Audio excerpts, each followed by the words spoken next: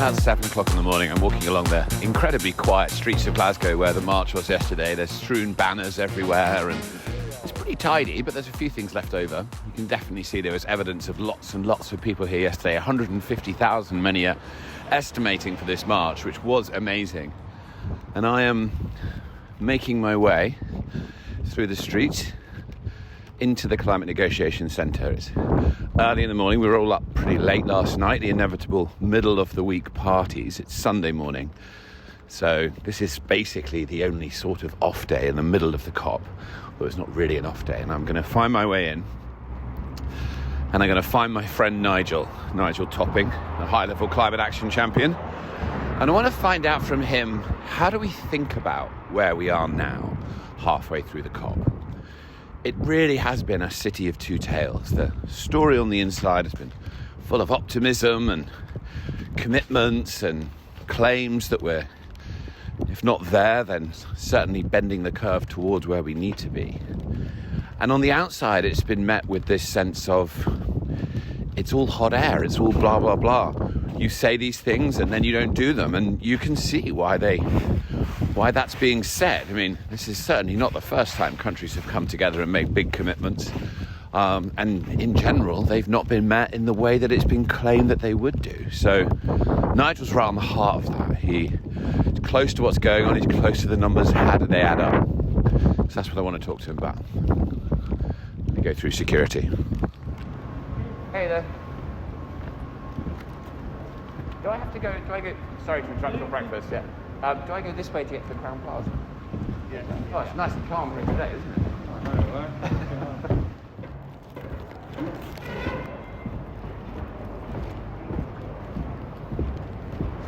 Now inside the venue, it's, for those listeners who haven't been here, it is vast. I mean, all COPs are big, but this one's really big. And it's all in one great big long line, so you've got it from one end to the other. It takes a good sort of 15 minutes to walk from side to side. Got a mask on, of course. So I have to go through a few more layers of security to get to the Crown Plaza. Mate, it's so good to see you. Are we recording? Yeah, recording. Were you recording when I was saying all the bad things about all the good people? No, I unfortunately only just managed to press the record button. So I've got a big hammer. I'm going to smash that thing of you. No, I'm not yet. I'm not yet that kind of reporter. Everyone's lovely. Everyone's lovely. Quote from Nigel Topping. Even the people I said other things about earlier. Mate, it's so good to see you. I've been seeing you rushing around the corridors. Actually, no, that's not true. You have not been rushing around the corridors. And in fact, that's been very impressive. I've seen you walking mindfully through the corridors. Well, because, we have our two Zen monk brothers in our support team. And in fact, they've got a whole support team back in Plum Village. They're amazing, those two. It's really lovely because we have two Zen brothers with us. And they have a whole support team. They call it Mission Control in Houston in Plum Village, and they've just come here in service of what we're all in service of. Yeah. But because they're not involved in any of the processes, and it's interesting, just knowing that they were coming calmed you down. Yeah, and it made me think, because I have offices at one end with the UN offices, and then all of the action zones at the other end. Yeah, which is about 2 miles apart. So there might be a natural tendency to try and sprint whilst reading phones and bumping into people. Which gets everybody stressed. If those who are in positions of decision-making look stressed in the corridor, it's amazing the impact it has on people. Yeah. So now I just try and give myself enough time to be able to walk calmly from one end to the other, actually enjoy bumping into many old friends and not do that thing where you've already walked past someone when you say, bye, love you, speak to you later. Yeah. Just, having we try and start all of our meetings with a minute's silence, and we had them join a big round table with a lot of civil society leaders yesterday, just to try and keep us all grounded in our common humanity. Because the energy tends to rise up, doesn't it? It gets kind of breathless at these things. It does get breathless. Yeah. So we're trying to. I mean, amazing. Because I have to say, when I've seen you walking around calmly, it's good. It makes a difference. And it's funny, we were just saying earlier that a lot of people come up to me and says, "How are you? How are you? You must be exhausted." I'm like, no, I'm not. I'm really well. I'm not exhausted. I'm looking after my sleep. Yeah, it's the most important nourishment that we can get. And over halfway through now, I'm feeling good. Over halfway through, and it's an interesting broader point, and it's certainly been true of these climate negotiations that outcome, maybe it's because we haven't done what we've wanted to do in these things, but achievement is equated with exhaustion and stress rather than outcomes. That's part of the problem, right? It should not be. Yeah, and we've talked a lot about systems change, and what I notice is that systems have a tendency to seek coherence at every level. So at the macro, the meso, and then at the individual. So one thing I just noticed this week was that, our current system is basically based on rabid overconsumption.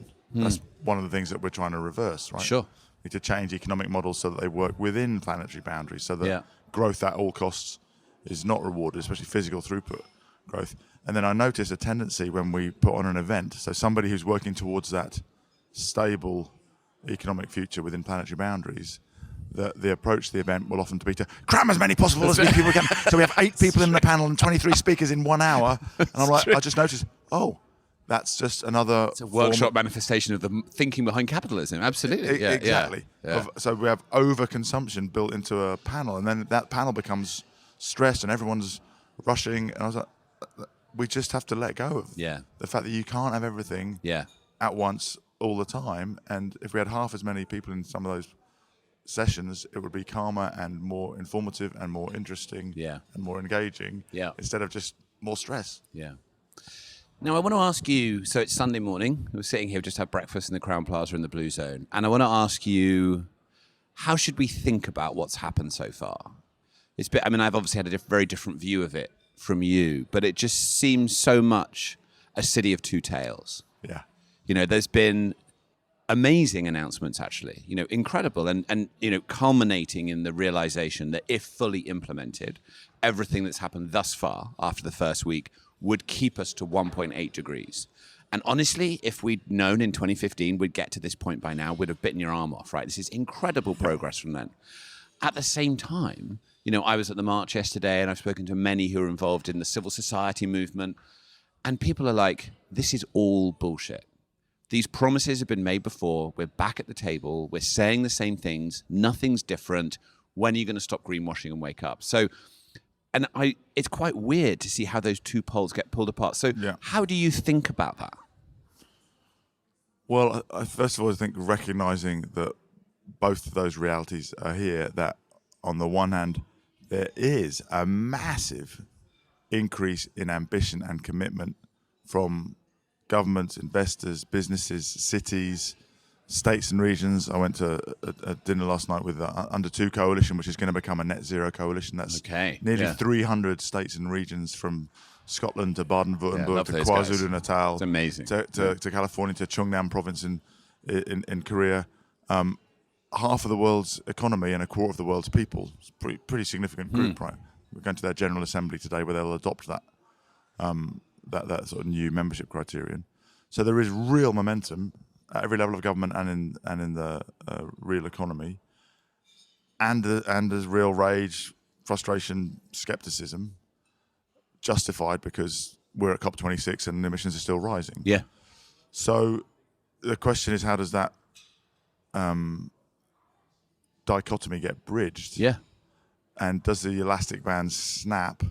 And what happens if it snaps? What happens if it does, or do we pull it together? I mean, one of the dangers of the sort of bubble world of social media is that everyone knows they're right. Yeah. Whilst pursuing different realities. So I'll give you one example. There's massive rage at a perceived total reliance on offsets to deliver all the promises. Yeah, it was really one of the flashpoint topics here. But we in the Race to Zero, which Gonzalo, my fellow high-level champion, and I run, we now have over 8,000 organisations in that. And one of the very clear criteria for those who can be bothered to read it is that you can't rely on offsets to claim that you're on a net zero science-based trajectory.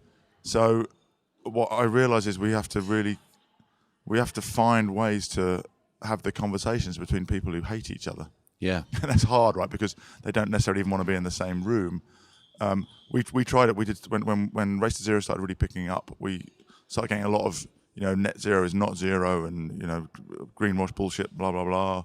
It was a good statement, blah blah blah, because it's very well used, isn't it? Yeah, but it applies on both sides. I mean, if you say net zero is not zero, that's blah blah blah. Right. Net zero is the scientific definition of what we need to get to. Net Right. zero is enshrined in the Paris Agreement. Yeah. So of course, we held a public conversation with some of the loud, strident, critical voices, not to try and justify, but to try and understand. And the anger behind kind of net zero, blah blah blah, is justified. It's based on a real concern that people will take the phrase net zero and use it to greenwash. Yeah. So they'll set 2050 targets and do nothing. Yeah. They'll commit to buying lots of cheap offsets and do nothing. I mean, basically, it's all about the concern that people will say something And not do it. and do nothing. Now, but if you look at what we've done in the race to zero, it's about you have to set the long-term target because again, that's what Paris is about, and we're trying to get to net zero in the 2040s. We call it a race for a reason. Then you have to set a short-term target, right? So that if you're the CEO or the mayor, you've got to set a target that you're responsible for and accountable for on your watch, and then you've got to lay out the plans, and then you've got to publish your progress, and you can't, and it's got to be all scopes, and you can't rely on offsets. So that's the real challenge now, is how to bridge those two tales, and we won't emerge from Glasgow with one happy clappy tale where everyone agrees. But my hope would be that we emerge with a realization that something really amazing has happened, that the promise of the Paris Agreement is being delivered. We're seeing a ratchet. That's one of the fundamental. I mean, I always say there's 3 bits of genius in the Paris Agreement, or many, but which give it redundancy in terms of mechanisms for increasing ambition. So you've got the NDC, National Determined Commitments. national government plans, which have to come back every 5 years and be more ambitious. I think we've now got 90% of the world economy committed to net zero by mid-century.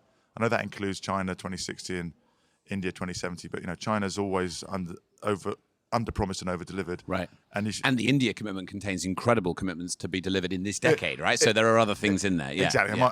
My reading of that is India will also get to net zero by 2050. They just don't want to say it now. Politically, it's not possible to do that domestically. Okay. But 500 gigawatts of renewable power, 50% renewables by 2030. Yeah. In what will be the biggest country by population in the world, then it's like, that's really impressive. Yeah. Right. And that's a very, very big deal. So then you've got the long-term strategies, also part of the Paris Agreement.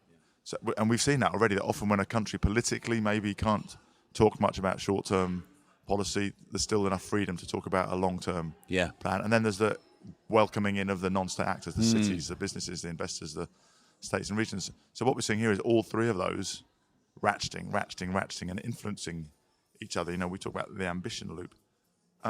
So that's real. And yes, it's all about implementation now. But we're already seeing money flowing into solutions. If you look at, say, green steel or green hydrogen, 2 much vaunted and much needed solutions. A year ago, very little real money committed. Now, tens of billions real money committed. People are building green steel plants. People are investing in green electrolysis of water to create green hydrogen. People are committing to green shipping lanes. They're committing to significant volumes of sustainable aviation fuel. They're committing to an accelerated transformation to electric vehicles. They're committing to phasing out coal. And none of it is enough. Yeah.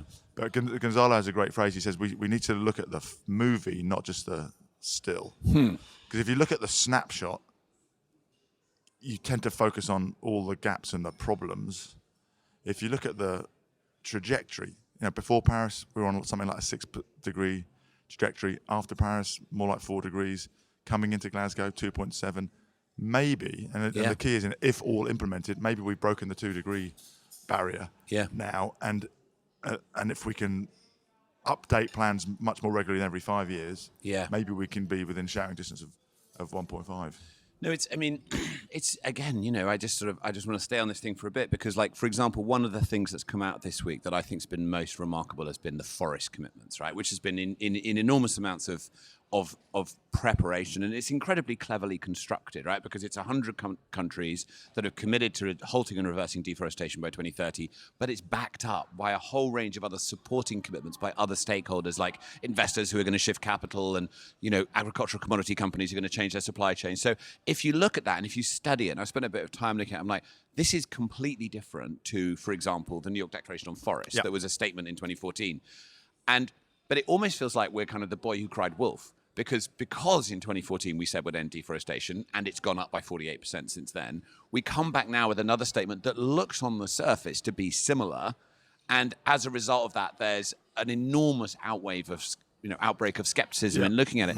So, I'd love to get into the specifics in just a sec, but just on that, do you agree that the only way, that in a way, those two perspectives now can only be brought back together over time by the demonstration of action? Yeah. This isn't about communicating it differently or anything like that. We have to show that we're really reducing, and that will lead to a healing of that narrative? Or Well, I think fundamentally the healing will only come through action. Yeah.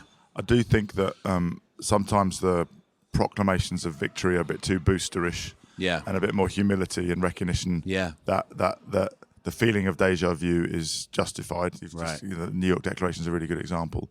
I also think we need to do what you've just done and explain that this is now about systems transformation. Right. So when one actor, like Yeah. if corporates commit, it's very difficult. But if governments and the value chain and civil society and finance are all committing, we've talked about like committing to the same exponential goals by 2030, then it starts to de-risk it for everybody, and you get much bigger coalitions of the willing, which eventually create the momentum to be able to do it. But the proof of the pudding's still in the eating. And of course, we do know in the case of deforestation, the reversal's really been because of one country, right? Yeah. But on that, It's Brazil, for listeners. yeah, for those who didn't get the subtle reference, It wasn't that subtle. no. But again, interestingly, you remember when under Trump, we had this big "We Are Still In" movement of businesses, banks, universities, cities, and states in America saying we are still in. Although the federal government says we're out of Paris, we're still doing everything we can. That's what kept hope and momentum alive, and that's why, and especially with the passing of the big infrastructure bill, America's in much better shape now than it would have been if there had only been a federal government, and that momentum hadn't continued. Similarly in Brazil, I think a year ago there were no Brazilian states in the race to zero. There's now 10, and I think there'll be 14 either tomorrow or by the end of the week. By the time this podcast comes out. By the time podcast comes out, otherwise I was just thinking you've got to rewind that bit. We have a cities and regions day on Thursday the 11th. 14 Brazilian governors committed to get to net zero by 2050. And that's most of Brazil. I don't know how many states are. Well, it's over 7. There's 22. That's I think Okay, if I remember, if I've got my Brazilian geography right, but over 70% of the economy. And that includes like Minas Gerais and lots of mining economy-based cities committing to net zero. So, that's a political resilience of the commitment that is beyond anything we've really seen before, right? Because we tend to go tick-tocking back and forth as the politics go. But you're right, that combination of different types of actors makes it more resilient. Well, as I say, that was part of the genius of the countries who are parties to the Paris Agreement, recognizing that these different forms of redundancy, like long-term as well as short-term plans. So depending on that political tick-tock. And embracing non-state actors does give more. Redundancy gives. It's a key. If you want resilience, you've got to have multiple different types of players. Different types of players in there. Yeah. And so, I'd love to just ask your perspective on. One of the things that's been most controversial this week has been the finance piece. Yeah. So Mark Carney came out on Finance Day on Wednesday and made this announcement. There was 130 trillion committed to net zero, and on the surface, that's a sort of it's a sort of unbelievable number, right? But also, there's been a lot of criticism of that. People say it's air, it includes my credit card debt and your pension and, all these other different things. And is it really there? And he said a few things that have felt like they've been a bit unfortunate, particularly for developing countries. He said things like that money's all available if you want it. And they're like, well, we can't even get hold of 100 billion. How do you think about that? Well, first of all, I think Mark Carney's done more than almost anyone to transform the global financial system so that it's getting in shape for delivering the Paris Agreement. And maybe that's why sometimes he has a target on his back. That 130 trillion is real, but it's not available to be spent tomorrow. So I think it's just worth nuancing a bit. It doesn't add up to 130 trillion. It's like a $130 trillion signal because you've got asset owners and asset managers. Obviously, asset managers manage the money of asset owners. So right. And we count it twice in this context. Twice. Yeah. But CDP's done that for years and got away with it, right? Yeah. But it's a signal of intention to change. Then you've got to go to the detail. So there's 450 firms in there. So this is way past the tipping point. Yeah. And they're all committed to aligning their portfolios and their balance sheets to net zero, and with the race to zero criteria underpinning that. And so over the next couple of years, if people don't live up to those criteria, they'll be kicked out of the race to zero, right? But what they're all, and 90 of the 450, I think, have already delivered their plans, and the others will have to in the next 12, 18 months, depending on. Yeah. And then they'll have to annually report on progress and be held accountable. Now, there's a lot of great civil society organisations already scrutinising banks in particular for fossil fuel lending. But that's going to get easier because people have now committed.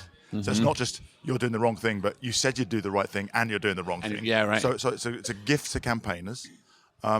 It's also a gift to the transition because we know, and the work that Vivid Economics published on the Finance Day, we need $2.6 trillion a year.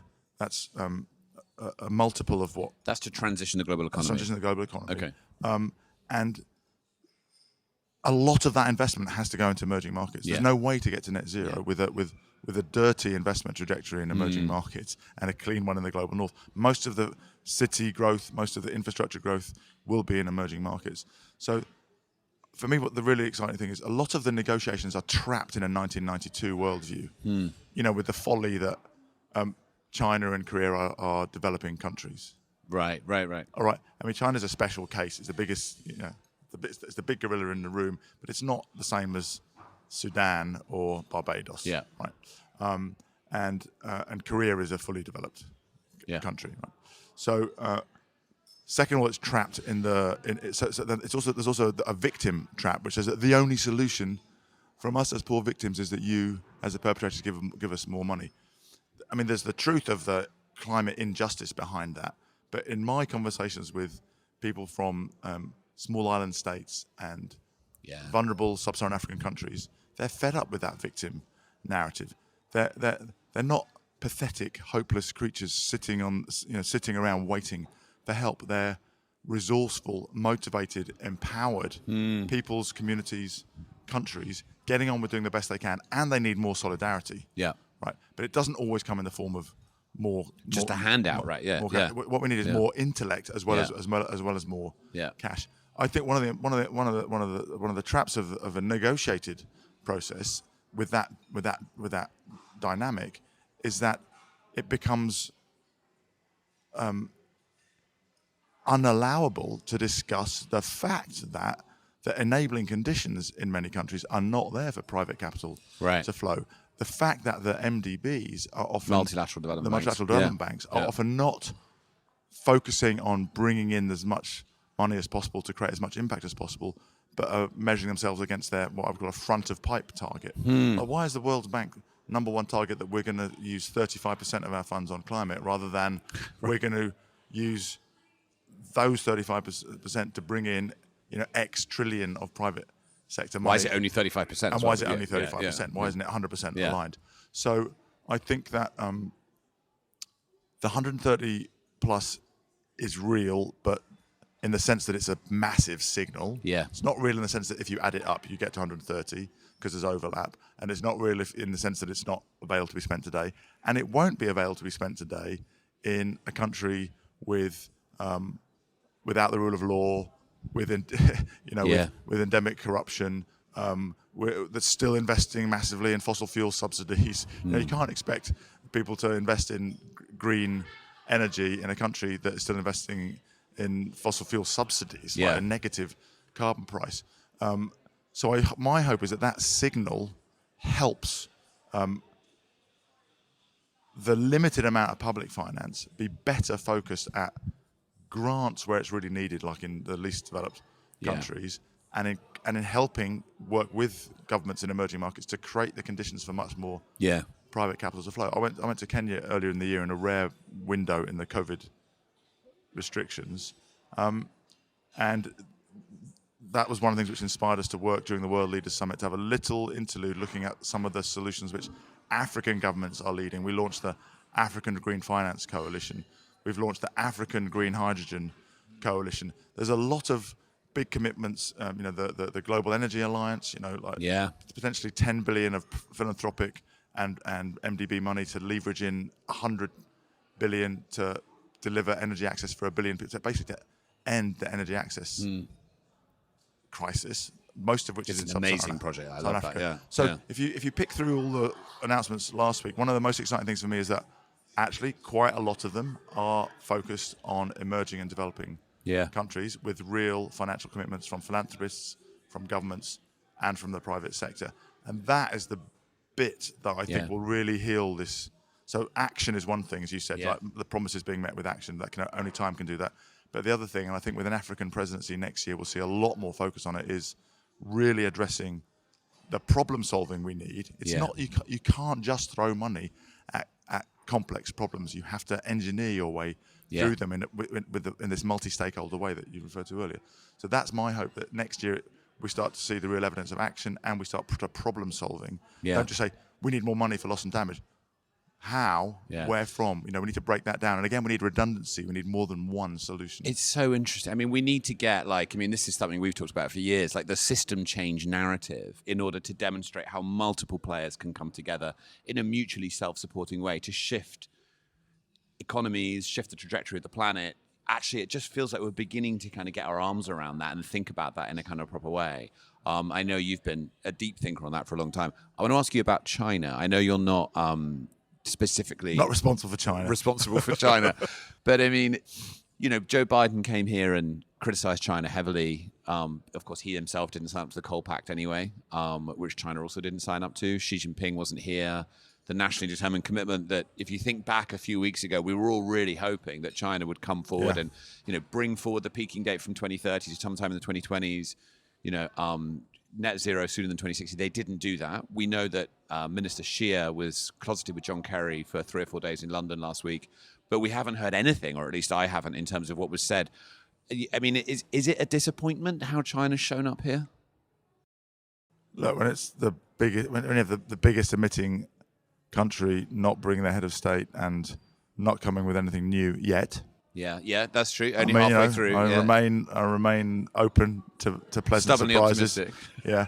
Of course, it's disappointing, but I do think I think culturally, the West maybe has more of a history of over-promising and under-delivering, and China a bit more of a history of under-promising and over-delivering. I agree. I mean, when she says we'll get to net zero before 2060, I mean, I read that as 2050. Yeah. Same with India, 2070. They'll get there in 2050. I mean, there's politics behind. There's a reason why they put space between their goals, because there's still a politics of common but differentiated responsibility.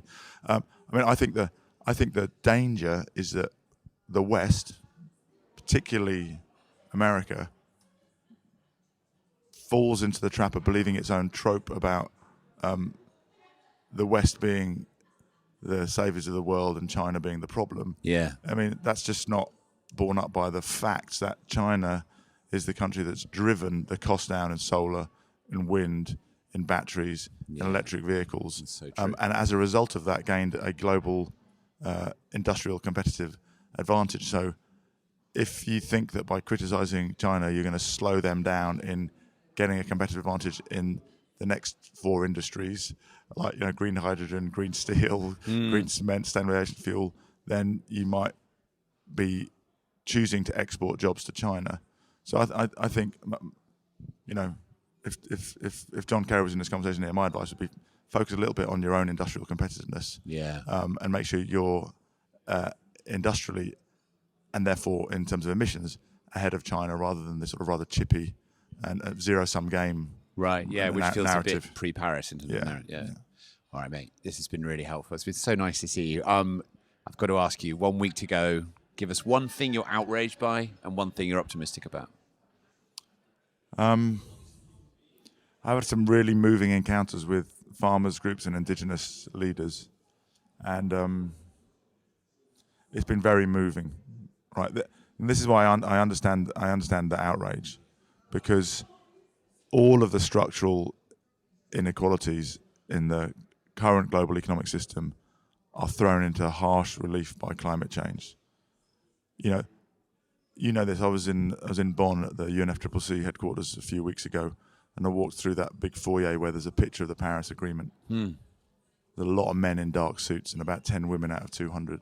So it's like gender inequity staring you in the face from the world leaders. That hasn't really changed.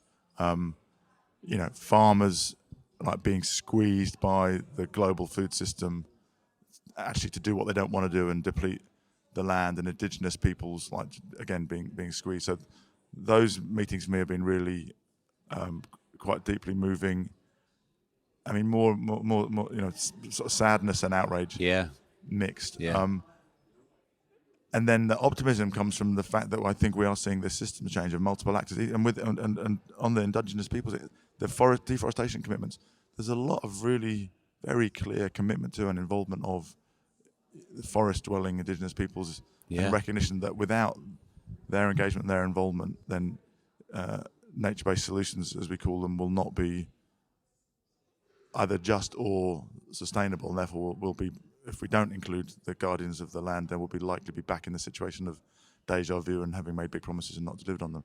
So I think the outrage comes from the structural inequities which are there and are part of the system which has created the problem, and the optimism comes from real signals of systems change from, as you say, not just one actor but multiple actors all going towards the same goal. Amazing. Mate, so nice to see you. Thank you for everything you're doing. We're all behind you. Thanks. Enjoy the next week. Yeah, I will do, and I'll do my best for everyone. Cheers, Thanks. mate. Bye. Cheers. 0.